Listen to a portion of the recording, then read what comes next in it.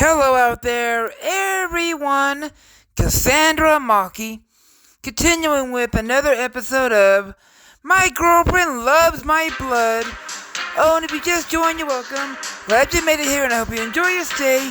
And always remember that the most important character story is you, the readers. Well, let's get it up.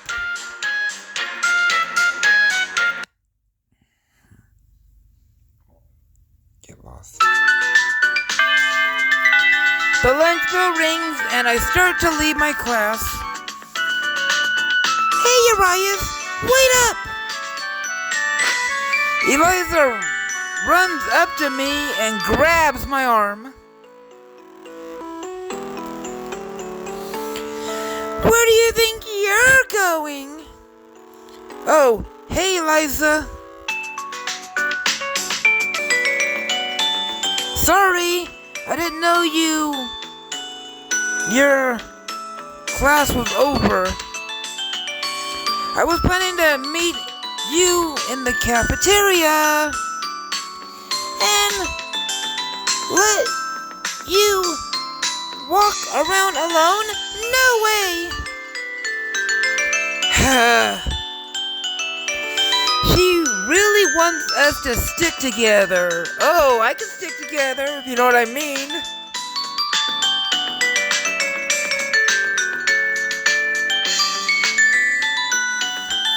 You really want to be around me that bad, huh? Of course I do. Wait, I mean... Eliza blushes and stomps her foot. You know what I mean? Oh, easy, I'm just teasing. Don't jump on me already. There's nothing wrong with wanting to keep me company. Especially if it's because you like me. Don't get ahead of yourself. Just because I like you doesn't mean I'm into you that way. Oh, I'm turning red as a tomato. I fail to stifle my laugh. Oh, you're too funny. I was just teasing. It's cute getting this kind of reaction from you, Master. Eliza huffs and crosses her arms. You're so mean, Uríias. Hey! Oh, good, I reached you two in time. Now we can all go to lunch together. I don't think teachers are allowed to eat with students. Really? But why not? Bust up our kissing! Claudine, more out of the loop than I intently thought. We should eat together.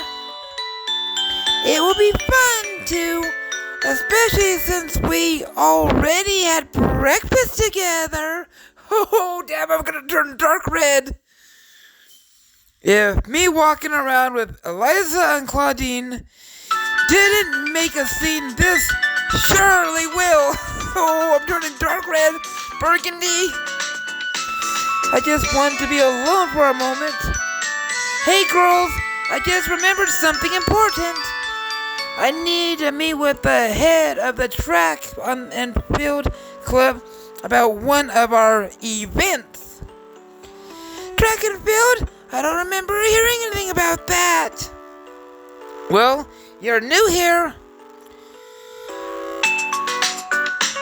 I can't hold them up, and it's confidential stuff, so I'll just meet you later. But you'd be alone. That's not an issue. I'll be with someone the whole time. I doubt vampires will want to expose themselves in public eye. Eliza and Claudine look uncertain. Eventually, Eliza sighs. I guess it'd be weird if we followed you just something like that. Besides, there's no denying your blood abilities helped you hold your own in combat. I trust your decision, Urías. Formonde. Let's just meet back up when you're done, okay? Got it, Master. I quickly rushed down the corridor. I just need some time to myself. Make a breath of fresh air will help me. Maybe a breath of fresh ass will help me. I decide to go out to the courtyard. Besides, it's the lunch break. I don't see anyone around here. That's until Victoria! Oh, Urías Formonde, how strange to see you here! Isn't this the time when students go to the cafeteria? I was just taking a breather. I could be asking you the same thing, Master. That what brings you to the school? You're not a student here like Eliza, are you? No, I am not. I am here because of that. Victoria raises a finger towards the birds chirping on one of the courtyard trees. I was bird watching. I end up here because the bird flew into this direction. Nothing more than a coincidence. It's only then I realize Victoria's holding a pair of binoculars. I see! That reminds me, she was looking at the birds when we were in the park too. You must like birds a lot, huh, Victoria? Yes, birds are wonderful creatures. I've always envied them, if I'm honest. Why is that? As a vampire, I never had much reason to leave the underworld. Usually I'm confined to the mansion because I don't want to be seen by other people. But one day I saw a bird on my window sill. It was fascinating to watch it fly over into the distance. I wonder where it went off to, and soon I found myself following birds wherever I saw them. They live such carefree lives, no limits or boundaries to where they could go. It's beautiful to me. Suddenly Victoria squeaks, "Ee!" Sorry, I didn't mean to ramble on like that. It must be boring. Not at all. If anything, it's great hearing that you're passionate about what you're passionate about. Besides, you haven't spent much time together in the mansion. We haven't spent much time together in the mansion. Well, if you put it that way, would you like to have lunch with me? And the courtyard is quite peaceful, a nice backdrop in the midday meal. Maybe I should say I would want to know wanted some more time alone, but being with Victoria sounds interesting. Sure, Victoria, that sounds like a lot of fun. I happen to already have my lunch with me too. That's great. Now we can watch the birds while we eat. I take a seat next to her. Pennies! On one of the benches. The sun is warm, but not overbearing. Clouds passing by in the beautiful wisp of white, and the trees seem to dance in the wind. I forgot how nice it is to eat outdoors. Definitely beats the crowded and noisy cafeteria. Is why I enjoy being at the park. There's a lot of nature and it's nice and quiet. And are there other places you like to visit? I like going to the fields in the mountains. It's a very vintage point to see the birds and the flowers and lovely no matter what time of day. Would you be interested in going there sometime? If it's with you, absolutely, Master. Victoria's eyes are shining as she beams. Then we should definitely do that. I nod and I open my lunchbox. Victoria sniffs the air. That smells delicious. It's beef stew. Your sister Claudine made it for her lunch. I love her Penny's stew. You can have some if you want, Master. Really? Of course, say ah! Victoria looks at me in surprise when I scoop a bit of it and with on my spoon and raise it to her Penny's mouth. She blushes and closes her eyes and opens her mouth. Ah! She looks so adorable. I move the spoonful to her lips and she slowly takes the bite. It's delicious, even more so than usual.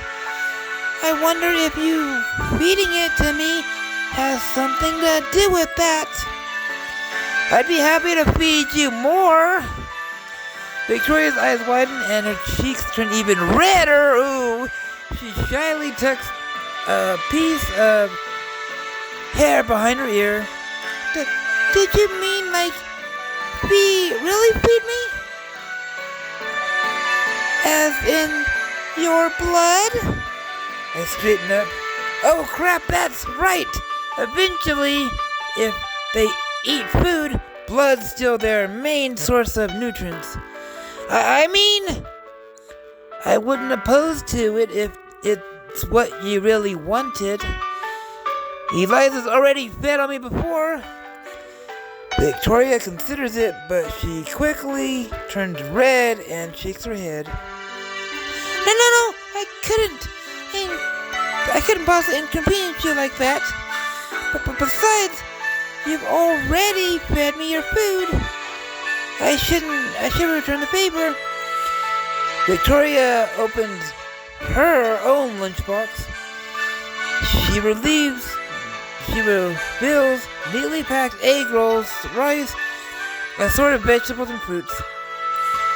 I'm not as good as a cook as Claudine, but I'm rather proud of my cooking.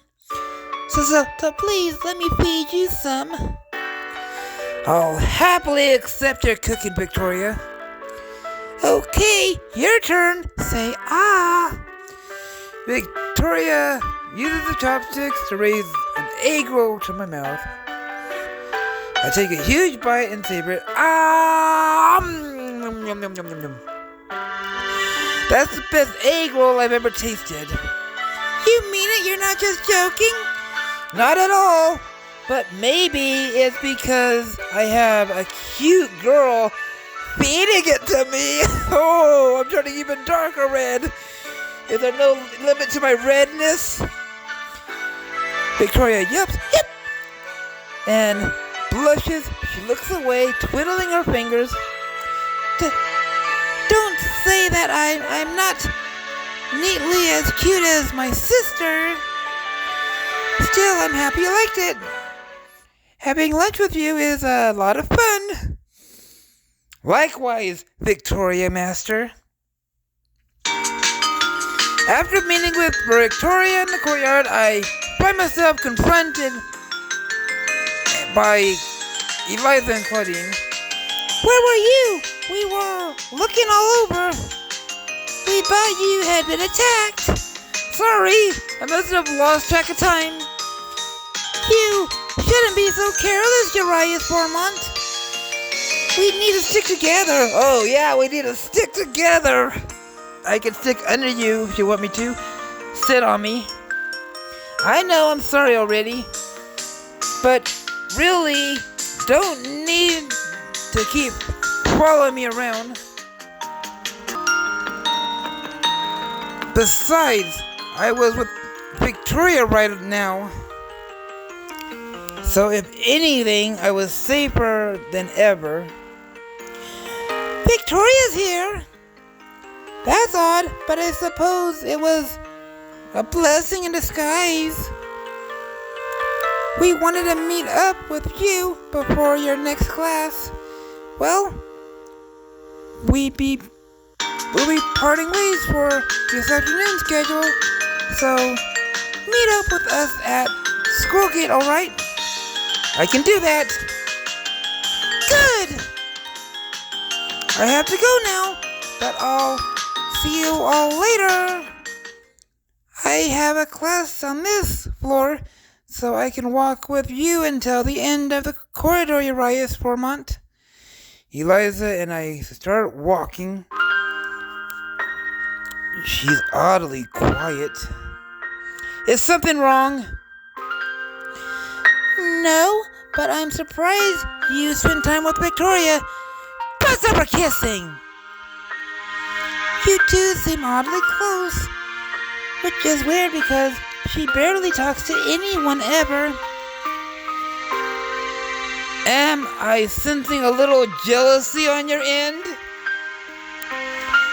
No, don't be a baka!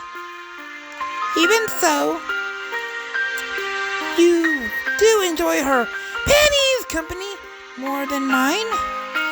What? Why would you ask? Well, you were extremely interested in her pennies when you met in the mansion, and then you failed to meet up with us because you were with her pennies. Maybe you like hanging out with her pennies, and you don't like being around me at all. Eliza's brows furrow. That's not true. I enjoy spending time with you, Eliza. Eliza arches an eyebrow. Fine! Prove it! Yes, Master. What? If you really mean it, you'll do something to prove you want to hang out with me, right? Eliza looks at me expectantly. It's time then that I notice the empty classroom nearby. This is the music room. What should I do? Well, I'll spend some time with you now. There's still a few minutes before the next class. I'm fully dedicated them to you.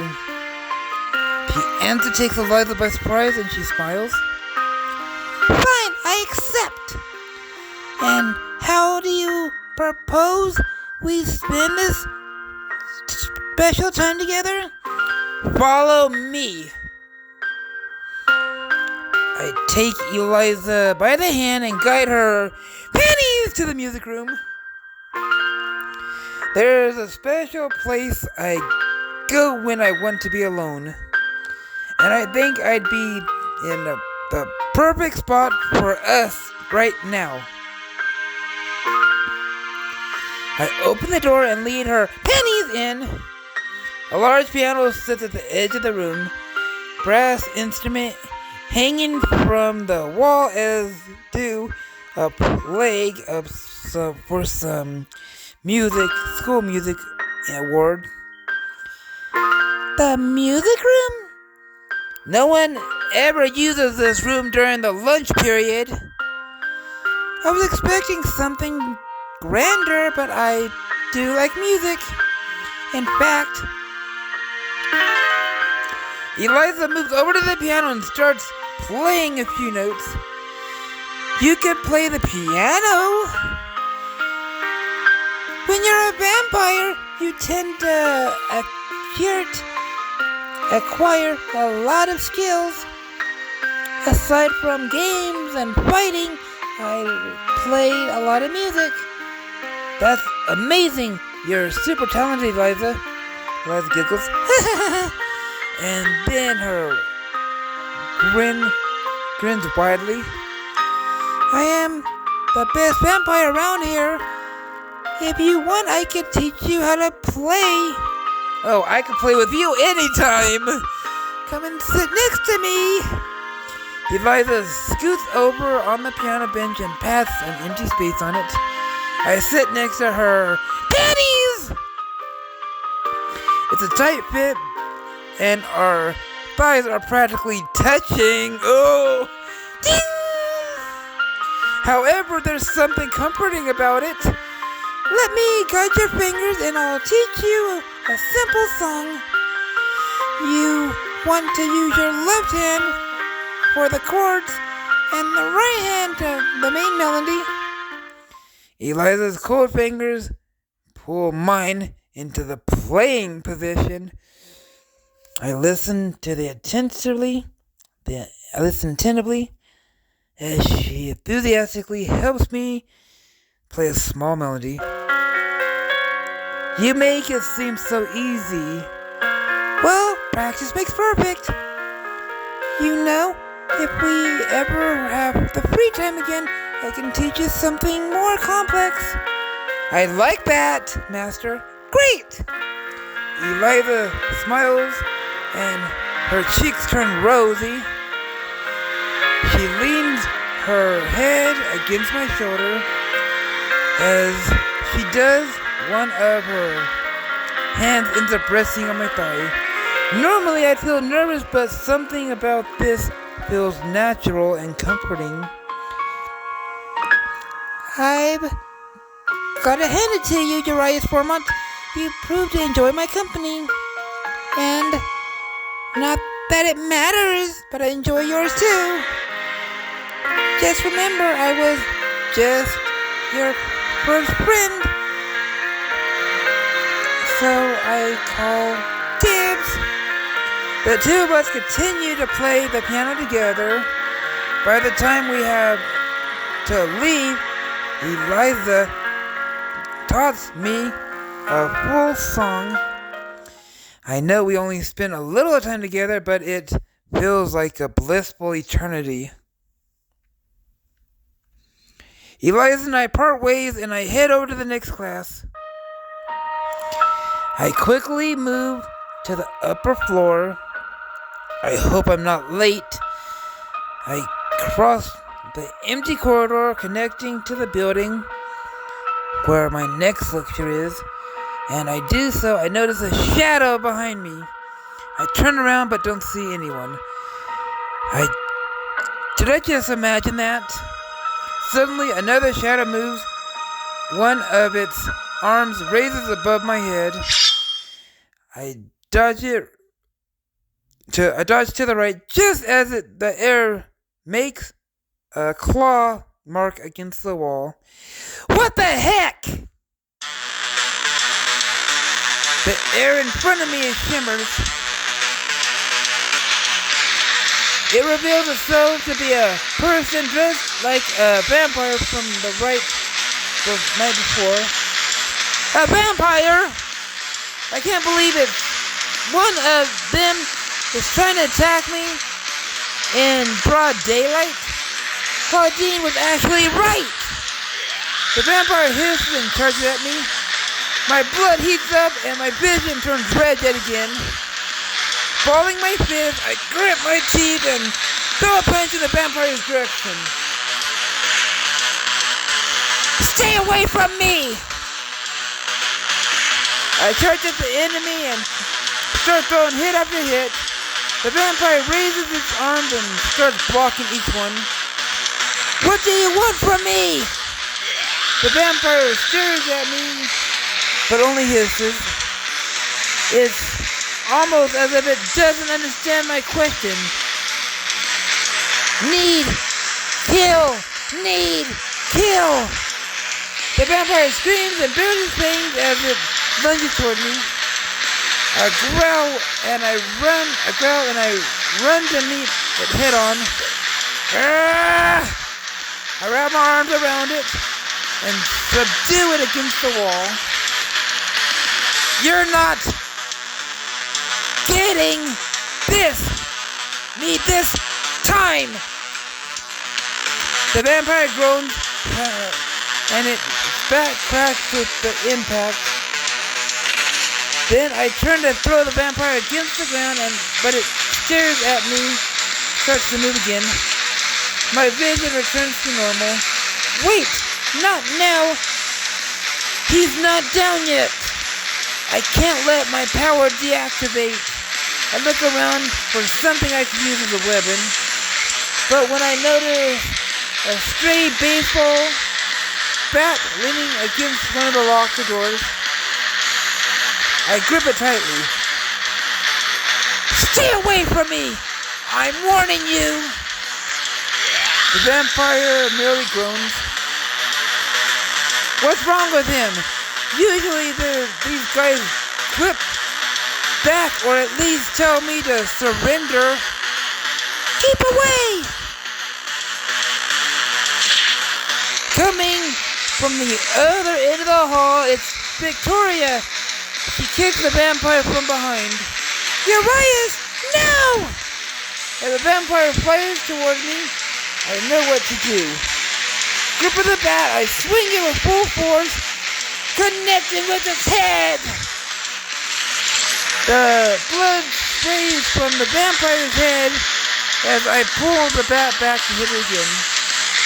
Growling in pain, but it doesn't make a move to retreat. Instead, it keeps trying to attack. We won't back down at this rate. We're going to alert everyone in school.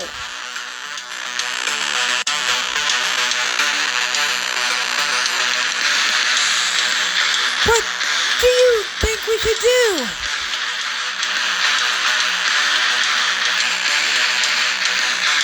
I have to make a decision.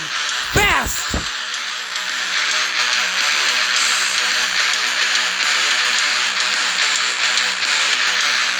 We need to knock him out as fast as possible. Understood. Let's take him on together. We'll do it together. Victoria and I charge at the vampire. She stares at him and an aura seems to envelope her. Pennies! The vampire briefly pauses and almost looks relaxed. Aim for his skull again. I'm on it. This time I aim for the back of his head. The vampire screeches and soon drops to the floor. He's out cold. Let's get out of here. What with all that, I don't like a vampire. I didn't think a vampire would attack so recklessly. He didn't even seem right in his head.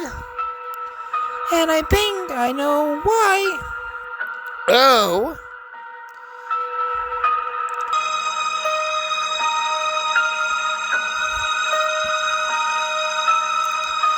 I can't explain right now. I have my suspicions if my suspicions are right. Head to your next class, Urías, Formonde. I'll tell Claudia and Eliza to meet you immediately and go home. Things may be more dangerous than we initially thought. All right, everyone. Here's when we end up the episode. If you all liked the video, punch the like button in the face like a boss and high five all around. Oh, and if you just joined us, you're welcome. Glad you made it here and hope you enjoy your stay. And always remember that the most important character story is you, the readers. Cassandra Monkey out.